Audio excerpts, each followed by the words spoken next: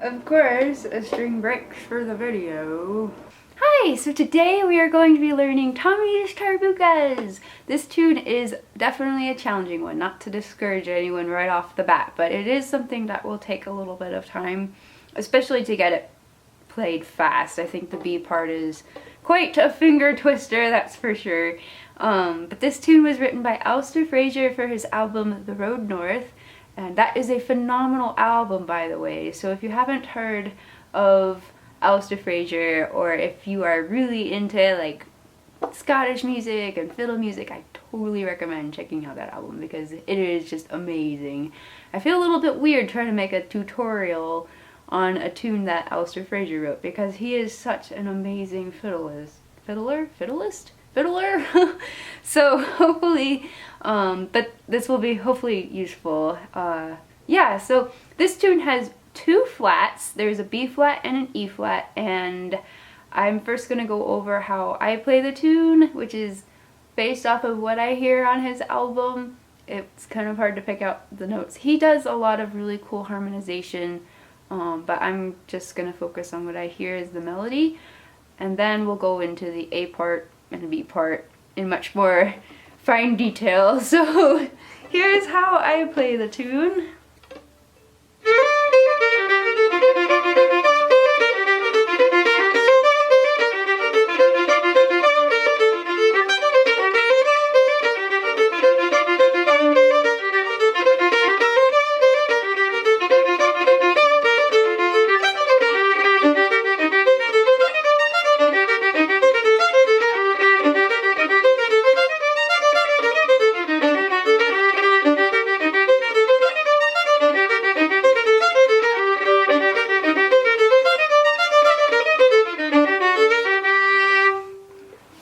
So that is how I play Tommy Tarbukas, and so before we even start going over the A part and the B part, I think it's important to note a pattern that exists between both parts.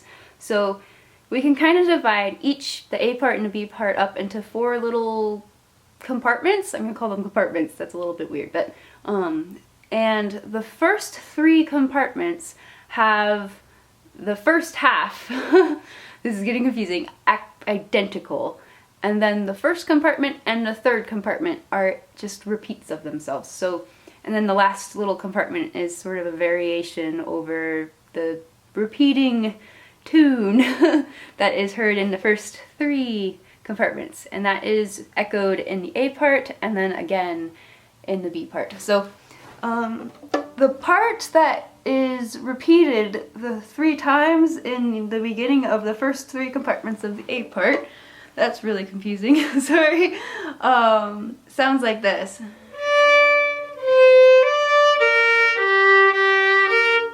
So that's D, C natural, D, B flat, G, G, B flat.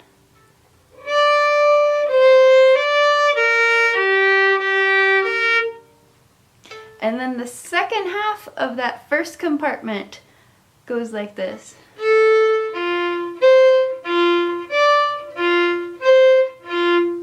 So you kind of plant your second finger on an F natural and you rock between A, F natural, C natural, F natural, D, F, C, F.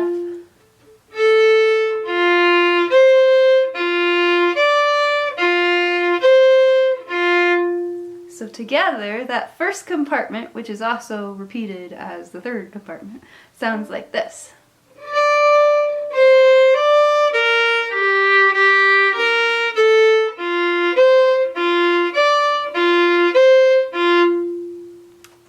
And now the second compartment, it has the first half identical to what we just played as the first half.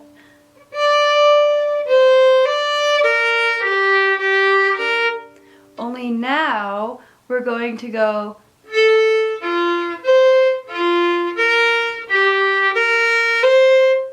so that's A, F natural, C, F natural, B flat, G, B flat, C.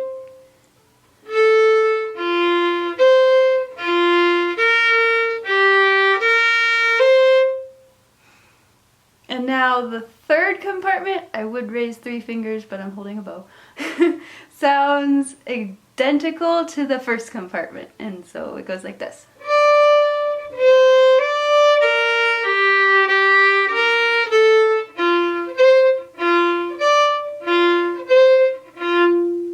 So now let's put all 3 of those compartments together. 1 and 2 and...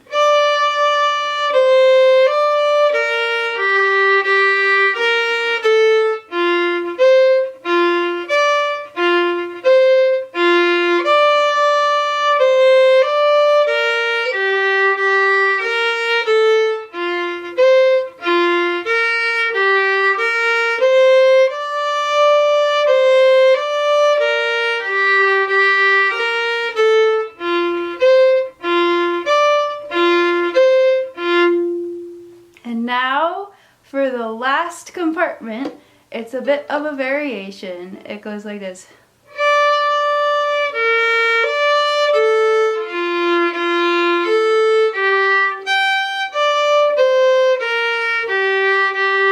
So that is D, B flat, D, A, F, F.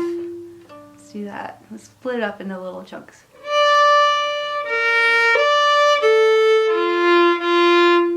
And then we go A, G, high G, D, C natural, B flat, G, G.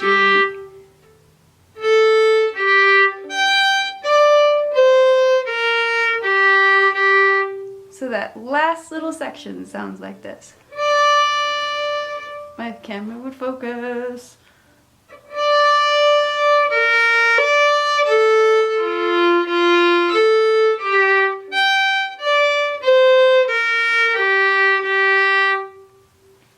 And so that is the last section of the entire A part. So now let's put all 4 little compartments together and play the whole A part.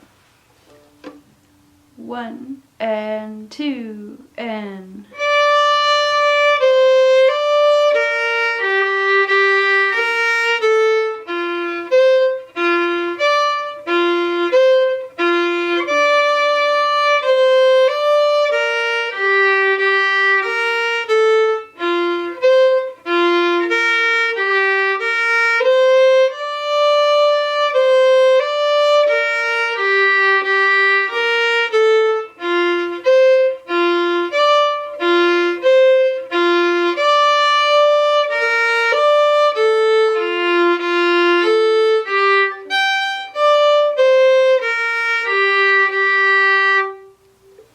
And that is the whole entire A part.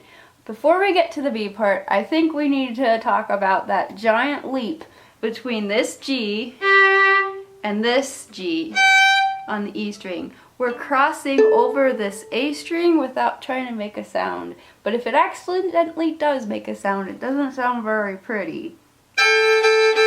That kind of clashes with the whole chord structure of the tune. So one of the things that I'd like to do is I'll put a little B flat right there on the A string so that if I accidentally bump into it, it doesn't sound quite as clashing as that.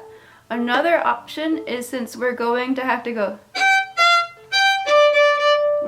directly to this D, after we play this G, you can kind of put this D over here on the A string and then play your G.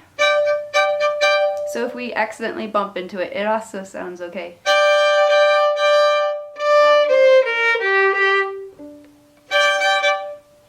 Another option, instead of jumping over strings, in order to play that, I literally just did this for like an hour. I'm sure my neighbors love me. But instead of doing that jump, if you're not quite comfortable doing a big leap like that, you could just play 2 Gs. Or you could even do something like G, B flat, D, C, B flat, G, G. Or even G, D, D, C, B flat, G, G. Instead of If you talk to a classical person, they would probably be like, oh, just play it in third position. But I feel like that makes it lose that pinchy E string sound that happens when you play it on the E string. I don't know, it just sounds more muted to me, but those are some other ideas if you aren't quite ready to make giant string leaps. It is something that takes a lot of practice, especially when you try to play it fast. But those are some ideas. So now let's go into the B part, and the B part is also compartmentalized into 4 little sections again, only this time the part that's repeated at the beginning of the first 3 sounds like this.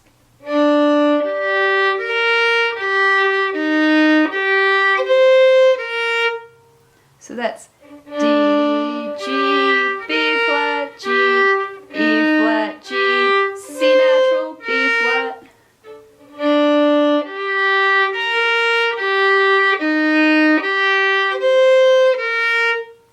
And now for the second half of the first compartment, it goes like this.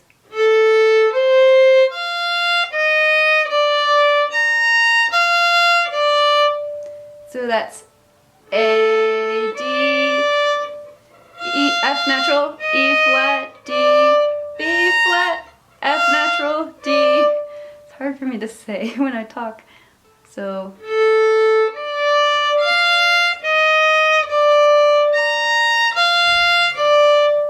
and I highly recommend when you are practicing this tune slowly, even though it's easy to just switch fingers, try practicing keeping as many fingers down as you possibly can, because when you try to play this fast, you don't have a lot of time to be moving your left fingers around.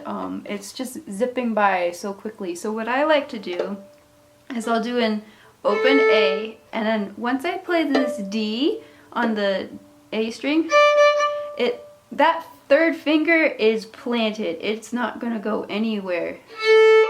And I can plant this F natural on the E string, and then while that's one getting played, I can also get ready for this E flat here. It's really awkward to keep your hand in this position and have all these notes down at the same time, but it really helps when you are trying to play it fast. So learning how to do this slowly will definitely help when you want to go fast. So keep the third finger down, keep that F natural down, play this E flat. While we're playing the D, we can move this E flat to a B flat. And now we have this F natural all set and ready to go. And then we go back to D.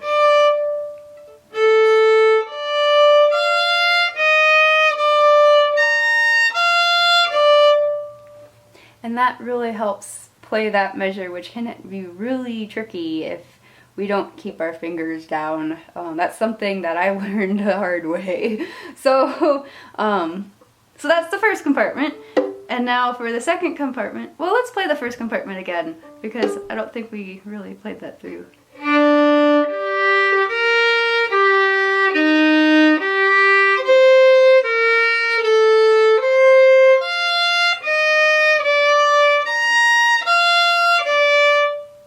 There.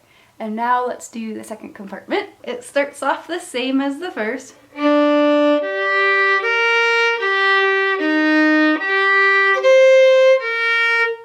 Only now we're gonna go like this.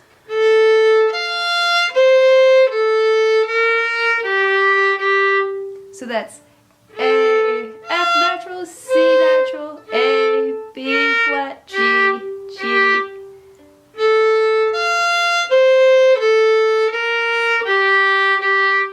So together, that second compartment sounds like this.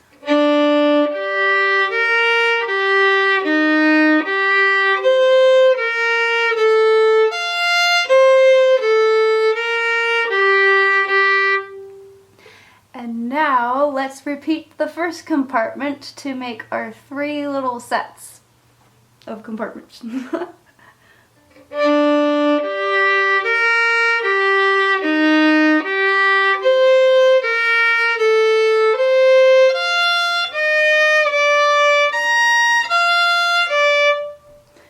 now let's play those 3 little compartments together.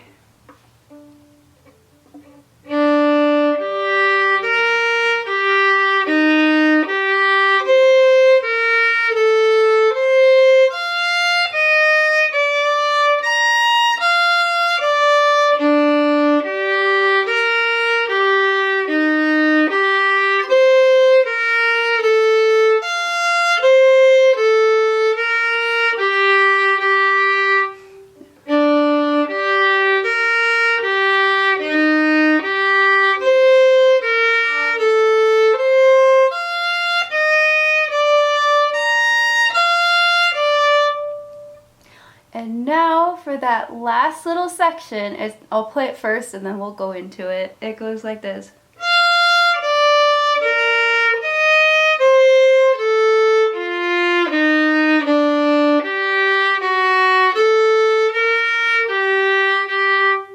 And if you have your fingers down already, you can keep your F natural and D in position before we even start playing this. So, because if you remember, so this is already in an F natural D. So it goes F natural, D, B flat, E natural, E flat, sorry, C natural, A.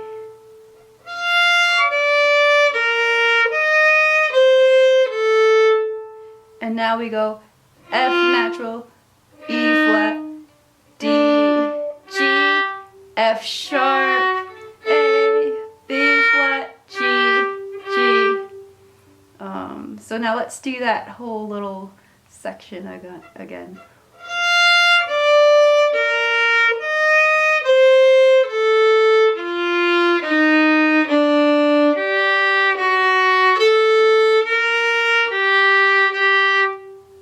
And now let's play all 4 little compartments together for the B part.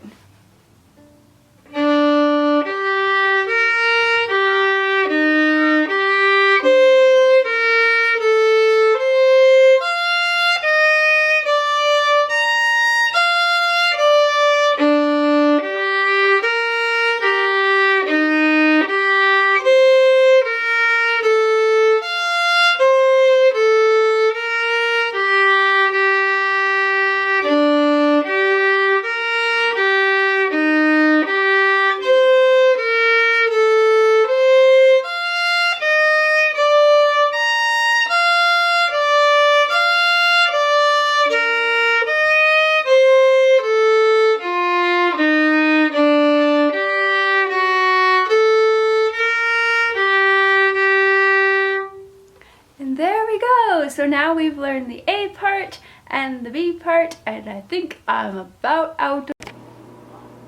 Okay, so my camera ran out of memory, so this is going to be a really long tutorial. I'm sorry about that. But let's play the A part and the B part together one time through each section. And just so for a little bit of a memory boost, the A part starts off on the D on the A string.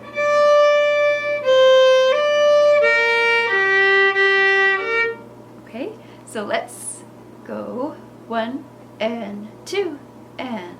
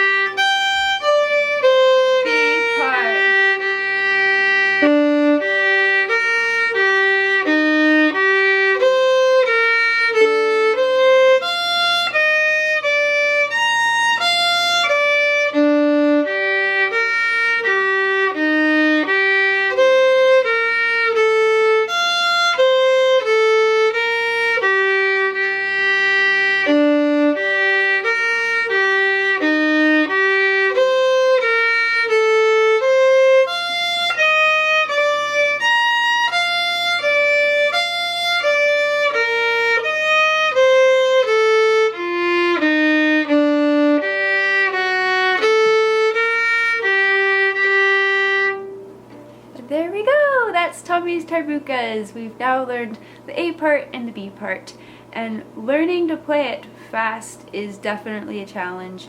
I've noticed that I'll lock up in the shoulders, so if you feel tense, just remember to like kind of roll it back and sort of relax that arm. And then also, if your fingers are starting to cramp up, it's time to slow it down. There's no such thing as no pain, no gain in the violin world. If it hurts, it's time to not do that anymore. But yeah, it's definitely something that takes some practice, and I've learned that keeping as many fingers down all the time as possible really helps with all of that. It eliminates a lot of movement that isn't too necessary for this particular tune. But hopefully this has helped you learn the tune, and if it has helped you, please let me know, and I'd love to hear how it's going with this tune. And yeah, thank you for watching, and I hope you have a great rest of the day. Bye! Starting with the 2 pickup notes, G, F natural.